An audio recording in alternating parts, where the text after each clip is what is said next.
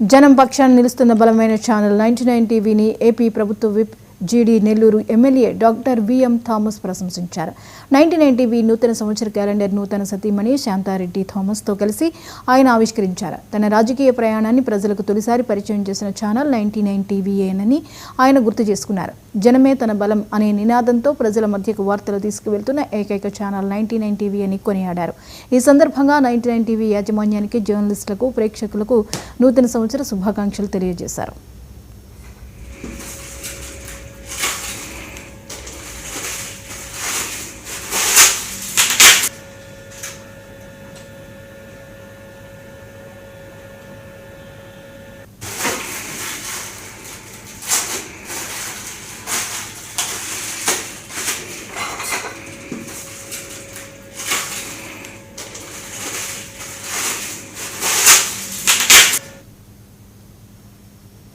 గుంటూరులో నిర్వహించిన all India